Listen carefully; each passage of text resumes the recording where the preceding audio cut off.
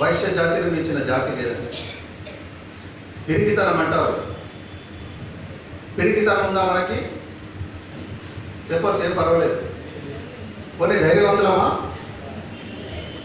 చెప్పమ్మా, ఎట్లా ధైర్యవంతులు? అది ఓకే అమ్మా.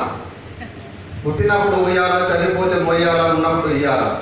ఇవ్వడం నేర్చుకుంటే మనము ఆ దేవుడితో సమానంగా పూజించబడతాం. ధైర్యవంతులం అనడానికి ఏంటంటే, ఒక బిల్డింగ్ మీదకి వెళ్ళి దూకురా అంటే వాడికి గజగజ వణుకుతాడు. ఆటోలో దిగుతున్నప్పుడు కాలు వెనకింది, కాలు ఎరిగింది అంటాం. కొంచెం ఎత్తుంటే అబ్బో నాకు నడవరాదు అని భయపడతాం.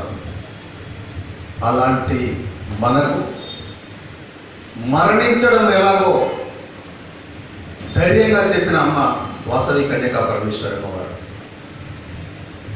దోష పేద మీద వేస్తున్నప్పుడు కొంచెం తగ్గితేనే సుఖమంటే ఆయన అంటాం మనం.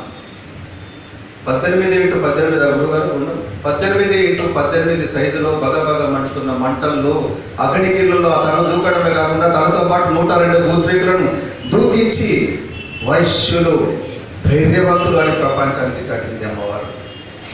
మరి అది తెలుసుకోకపోతే మనం ధైర్యవంతులు మన 10 మంది మనం ఎలా చెప్పగలం? అమ్మవారి చరిత్ర గురించి అన్నీ తెలుసుకోవాలి. మనం ఇంట్లో డైలీ పూజ చేస్తాం, అన్ని దేవుళ్ళను పూజిస్తాం. భారతదేశంలో 30 దేవతలు ఉంటాయి. చెట్టును అశ్వత్థ వృక్షం అని నాకు మొన్నే చెప్పారు. అశ్వత్థ వృక్షం అంటే అశ్వత్థాముడు ఉండేనట ఆ చెట్టులో.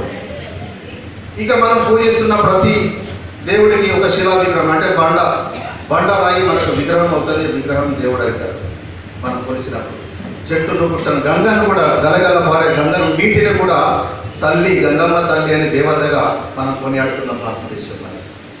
అంటే చెట్టును పుట్టను అన్నిటినీ పూజిస్తూ ఉంటాం. కానీ మన కన్న తల్లి, మన అమ్మను పూజించడం మర్చిపోతాం.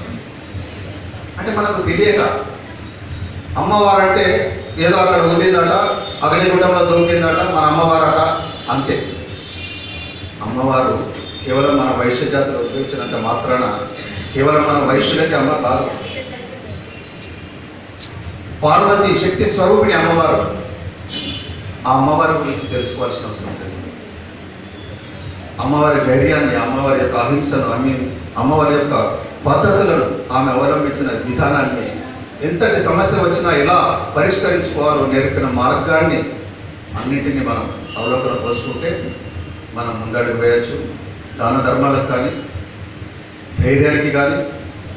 మనం పిరికి వాళ్ళం కాదు, దాన ధర్మాలకు వెనకాడం కాదు.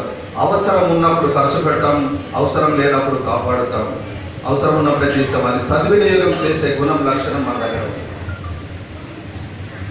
ఇప్పుడు ఈరోజు వాసవి క్లబ్ ఇంటర్నేషనల్ తీసుకుంటే ప్రపంచవ్యాప్తంగా సేవలను అందిస్తుంది. ఒకప్పుడు లేకుండే మనకు వైశ్య సంఘాలు ఉంటే, అక్కడక్కడ ధార్మిక సంఘాలు ఉంటే, పూజలు అవి ఇవి చేస్తూ ఉంటాయి.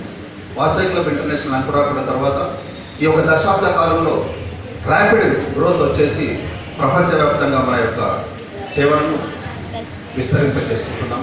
ఆ దిశగా ముందుకు పయనిస్తున్నాం. మరి నేను మాట్లాడుతూ పోతే నాకు ఈ డయాస్ సరిపోదు, ఈ జనం సరిపోదు. వారికి తెలుసు. మినిమం ఒక 1000-2000 మీ దగ్గర తిరువీధి వేణుగోపాల్ ఉన్నాడు, గంపా నాగేశ్వరరావు గారు మా గురుగారు. మేము ట్రైనింగ్ సెమినార్స్కి వెళ్తే 1000 మంది 2000 మంది ఉంటే, అలాంటి దాంట్లో ఒక సబ్జెక్ట్ ఇస్తే ఆ సబ్జెక్ట్ మీద మాట్లాడడానికి 1 గంట 2 గంటలు 5 గంటలు పడుతుంది. నా స్పీచు, నా యొక్క ఉపన్యాసం ఇక్కడ అప్రస్తుతం. వేమా సుబ్రహ్మణ్యం గారి ద్వారా అమ్మవారి యొక్క చరిత్ర, ప్రవచనాలు మనం తెలుసుకొని ఎన్నిసార్లు విన్నా చదివితేదండి. మహాభారతం వింటాం, 100 సార్లు వింటాం. అమ్మవారి చరిత్ర కూడా మనం తెలుసుకోవాలి, మా గొప్పతనం మనం తెలుసుకోవాలి. 10 మందిలో ఉన్నప్పుడు మా అమ్మవారి యొక్క ఘనత ఇది. ఒక రాజు శాసిస్తే ఏముంటుందండి?